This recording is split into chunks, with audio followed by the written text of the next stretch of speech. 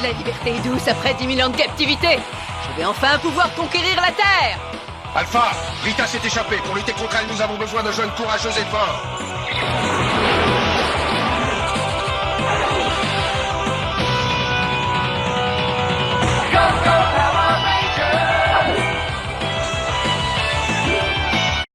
Eh bien, salut à tous et à toutes, c'est Monsieur Toc, l'homme qui regarde des VHS pour améliorer Rowan Atkinson, enfin, qui rembobine. J'espère que vous avez apprécié mon verdict sur le jeu de pirate français Flint, le trésor de l'oubli.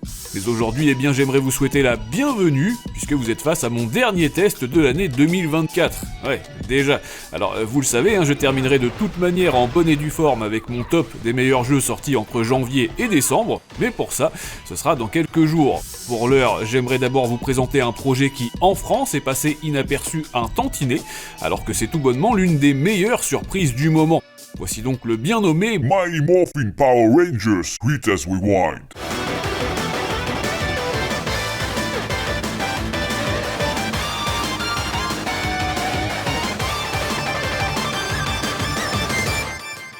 Alors ce MMPR-RR, ou en français Puissante Morphine, les gardes forestiers du pouvoir et la résurrection des Rita Mitsuko, qu'est-ce que ça peut bien être? Pour résumer, on est ici sur un beat'em up à l'ancienne, pour les vieux comme moi qui sont nés dans les années 80 ou même encore avant, et qui est basé bien évidemment sur la franchise américaine mythique de Super Sentai. Et même si personnellement j'étais beaucoup plus fan des Beetleborgs arrivés pour leur part en l'an de grâce 1996, eh bien le jeu qui nous intéresse aujourd'hui est tout de même l'adaptation officielle validée par Hasbro de la fameuse série mythique Power Rangers de 1993, qu'on regardait en France dans le cultissime Club Dorothée. À vrai dire, c'est même une réécriture totale des 20 premiers épisodes de l'époque. L'histoire prend donc place il y a 30 piges et notre équipe d'adolescents à la peau grasse fait de nouveau face à Rita Repulsa, qui vient tout juste de s'échapper après avoir été enfermée durant 10 000 ans dans la même poubelle que Bernie. L'occasion parfaite pour vous de démarrer votre carrière de super-héros en moule bit, et ce dans la peau de l'un des 5 personnages iconiques, à savoir Force Bleue, Force Rose, ou encore... c'était comment lui déjà? Je suis force jaune devant, marron derrière. Ah oui, voilà, c'est bien ce que j'avais compris. Toujours est-il que son esthétique super propre rend le projet vraiment robot. Comme souvent, on est sur du pixel art dessiné à la main et moulé au doigt, mais certains décors tirent malgré tout leur épingle du jeu, notamment la fête foraine, le cimetière ou encore le métro, tandis que certains filtres visuels rendent le jeu absolument superbe, pour peu que vous soyez nostalgique et ou que vous n'ayez pas la phobie des écrans cathodiques, que vous soyez croyant ou non. Sur un plan purement technique, rien à signaler non plus, Le titre de 600 mégaoctets tourne comme une horloge, on regrettera simplement quelques erreurs de traduction française assez grossières. Le gros kiff en revanche, c'est cette espèce de plongée la tête la première dans l'ambiance des années 90, et notamment par le biais de très nombreux clins d'œil à la franchise Power Rangers. Mais pas que.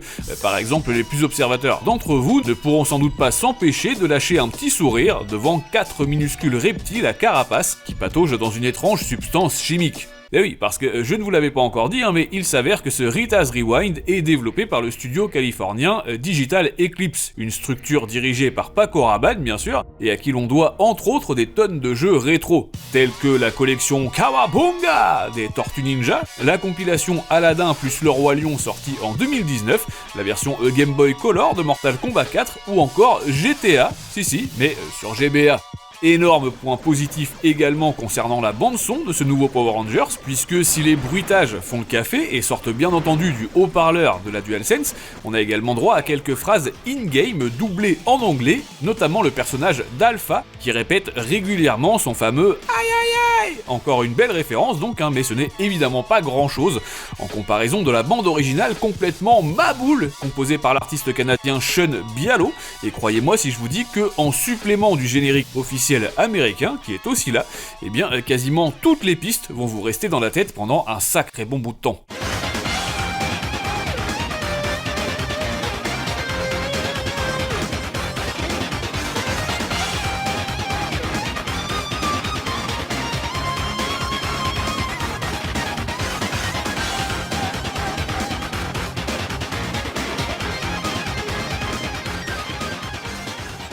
Alors fatalement, puisque l'audio et le visuel sont réussis, vous devez très certainement vous demander « mais qu'est-ce que ça cache ?» Eh bien ça cache un malabar, bah oui, parce qu'en termes de gameplay aussi, ce retour en arrière de Rita s'avère jouissif. Manette en main, on contrôle donc nos héros avec la croix directionnelle ou le stick analogique, au choix. On peut sprinter, sauter, esquiver, frapper, effectuer une attaque aérienne, une chope ou pourquoi pas balancer un ultime de la mort qui tue pour que tous les méchants affichés à l'écran finissent en slibard. Alors, bien entendu, puisque Zordon vous laisse le choix, et pas que dans la date, dès le départ, et à volonté entre chaque level, vous pouvez parfaitement décider d'incarner la rose Kimberly, le bleu Billy, le rouge Jason, la jaune Trini, ou encore le noir Zack. Seul défaut à ce niveau, ils se jouent tous de la même façon, en ce qui concerne les bastons. En revanche, le coup spécial avec triangle de chaque protagoniste est différent, et surtout leur transformation en dino change du tout au tout, que ce soit pour Audrey ou pour Shirley. Un casting 5 étoiles donc, qui ne sera clairement pas de trop pour venir à bout de toutes les abominations plastifiées que vous allez rencontrer. Si vous avez aimé la série, vous ne serez clairement pas dépaysé, puisque outre les patrouilleurs lambda lancés par Roborita et ses sbires, eh bien les développeurs ont mis un point américain d'honneur à distiller ça et là quelques grands méchants pas beaux du tout, issus de la version télé.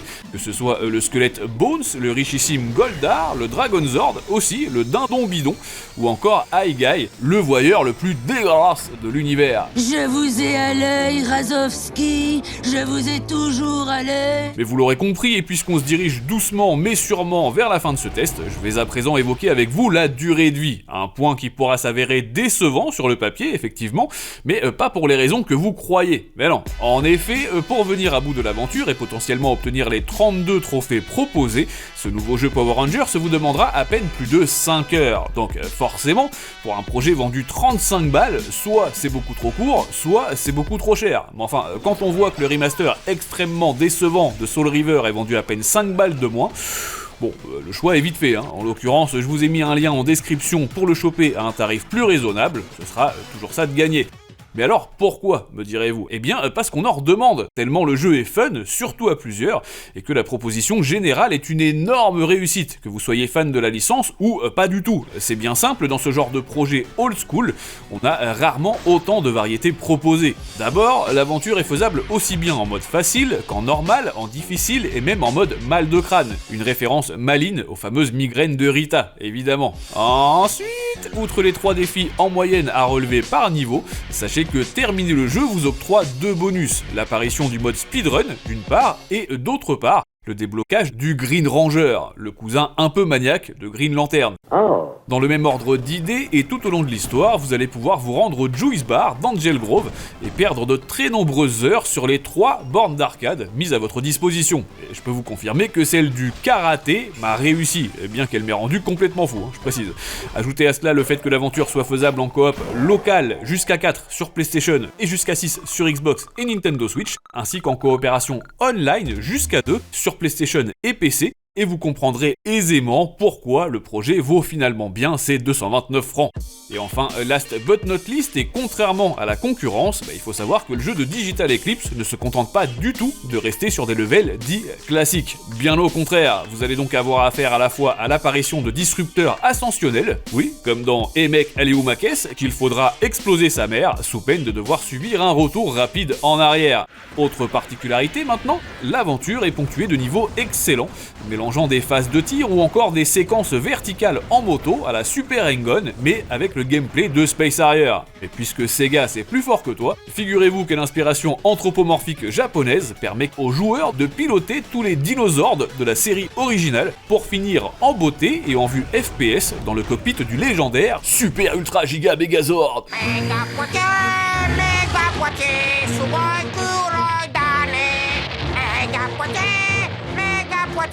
C'est vraiment nécessaire que vous chantiez? Et j'espère donc que cette vidéo vous aura plu. C'était mon dernier test de l'année. Ne ratez surtout pas ma toute dernière vidéo de 2024 qui sortira dans quelques jours et qui représentera mon top des meilleurs jeux sortis entre janvier et décembre. En attendant, rejoignez-moi sur les réseaux sociaux, abonnez-vous que ce soit gratuitement ou non et surtout partagez cette vidéo Power Rangers partout autour de vous. C'est vraiment le plus important comme d'habitude. Je vous dis donc à très bientôt, mais d'ici là, jouez bien, amusez-vous bien et à très vite.